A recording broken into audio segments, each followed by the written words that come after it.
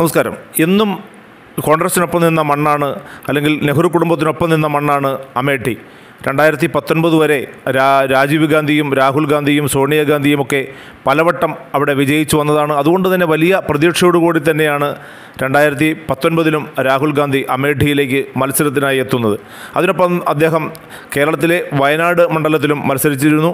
2019 ആയപ്പോഴേക്കും സത്യത്തിൽ അമേഠിയുടെ കളം മാറി എന്ന് തന്നെ പറയാം. അവിടെ BJPയുടെ ശക്തിയായ പോരാളി സ്മൃതി ഇറാനി മത്സരത്തിനെത്തുകയും രാഹുൽ ഗാന്ധിയെ തകർത്ത് തരിപ്പണമാക്കുകയും ചെയ്തു. അതോടുകൂടി കോൺഗ്രസ്സിന് അമേഠിയിലുള്ള വിശ്വാസം ശരിക്കും നഷ്ടപ്പെട്ടു എന്ന് തന്നെ പറയാം. മാത്രവുമല്ല, അമേഠിയിൽ ഒരു സ്ഥിരതാമസക്കാരിയായി സ്മൃതി ഇറാനി എത്തിയതോടുകൂടി അവിടെ വലിയ ആവേശമാണ് സ്മൃതി ഇറാനി ഉണ്ടാക്കിയത്. അതുകൊണ്ട് തന്നെ 2024 ആരായിരിക്കും കോൺഗ്രസിൻ്റെ മത്സരാർത്ഥിയായി അമേഠിയിലേക്ക് എത്തുക എന്ന വലിയ ആശങ്കയും വലിയ പ്രതീക്ഷയും ഒക്കെ കാത്തുസൂക്ഷിച്ചിരുന്ന മണ്ഡലമാണ് അമേഠി.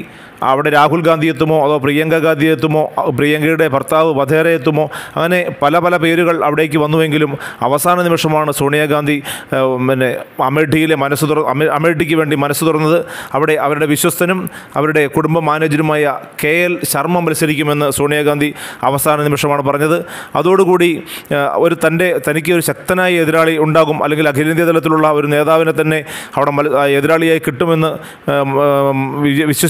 വിചാരിച്ചിരുന്ന സ്മൃതി ഇറാനിക്ക് ആദ്യം തന്നെ അവിടെ പരാജയം അടയേണ്ടി വന്നു എന്ന് തന്നെ പറയാം.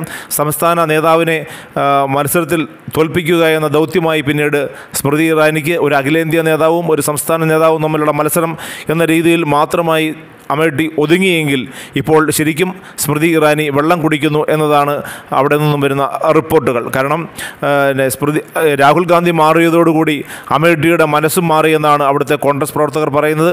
അവിടെ KL ശർമ്മയ്ക്ക് വലിയ തോതിലുള്ള പിന്തുണയുമായി ഒരുപാട് പ്രവർത്തകർ കോൺഗ്രസിനകത്തു നിന്നും BJPയിൽ നിന്നും പോലും അവിടേക്ക് എത്തുന്നു. അത് KL ശർമ്മയുടെ വിജയം ഉറപ്പാക്കുക എന്ന ലക്ഷ്യത്തോടു കൂടിയാണ് അമേഠിയിലേക്ക് ആളുകൾ എത്തുന്നത്, KL ശർമ്മയുടെ പ്രചാരണത്തിന് ആളുകൾ എത്തുന്നത്. മാത്രവുമല്ല, ഇപ്പോൾ വലിയ തോതിലുള്ള ആശങ്ക സ്മൃതി ഇറാനിക്കും വന്ന് സംഭവിച്ചിട്ടുണ്ട്. അതുകൊണ്ട് തന്നെ അവിടെ അക്രമ സംഭവങ്ങൾ അഴിച്ചുവിട്ടുകൊണ്ട് ഒരു വിജയം ഉറപ്പാക്കുക എന്ന ലക്ഷ്യമാണ് സ്മൃതി ഇറാനി നടത്തുന്നത് എന്നാണ് ഇപ്പോൾ കോൺഗ്രസ് വൃത്തങ്ങളിൽ നിന്ന് പറയാൻ കഴിയുന്നത്. കഴിഞ്ഞ 2 ദിവസങ്ങൾക്ക് മുൻപ് അവിടെ കോൺഗ്രസ് പ്രവർത്തകരെ ആക്രമിക്കുകയും കോൺഗ്രസ് വാഹനങ്ങൾ തകർക്കുകയും കോൺഗ്രസിൻ്റെ പാർട്ടി ഓഫീസ് തകർക്കുകയും ഒക്കെ ചെയ്ത വലിയ അനിഷ്ടകരമായ സംഭവങ്ങൾ ഉണ്ടായിട്ടുണ്ട്. അതിനൊക്കെ നേതൃത്വം നൽകുന്നത് സ്മൃതി ഇറാനിയാണ് എന്നുള്ളതാണ് ഇപ്പോൾ കോൺഗ്രസ് വൃത്തങ്ങൾ പറയുന്നത്. ഇതൊക്കെ തന്നെ സ്മൃതിക്ക് തിരിച്ചടിയായി മാറും എന്നുള്ളതാണ് ഇപ്പോൾ അവിടെ നിന്ന് ലഭിക്കുന്ന സൂചന. അതുകൊണ്ട് തന്നെ KL ശർമ്മ ഇത്തവണ സ്മൃതി ഇറാനി തകർക്കുകയും കോൺഗ്രസിൻ്റെ മണ്ഡലം തിരിച്ചുപിടിക്കുകയും ചെയ്യുമെന്ന വലിയ പ്രതീക്ഷ കോൺഗ്രസ് പ്രവർത്തകരും അവിടുത്തെ നിഷ്പക്ഷവാദികളുമൊക്കെ വച്ചു പുലർത്തുന്നുണ്ട്. എന്തായാലും സ്മൃതി ഇറാനി അവിടെ തെല്ലൊന്ന് ഭയപ്പെട്ടു എന്ന് തന്നെയാണ് അവരോട് അടുപ്പമുള്ളവർ പോലും പറയുന്നത്.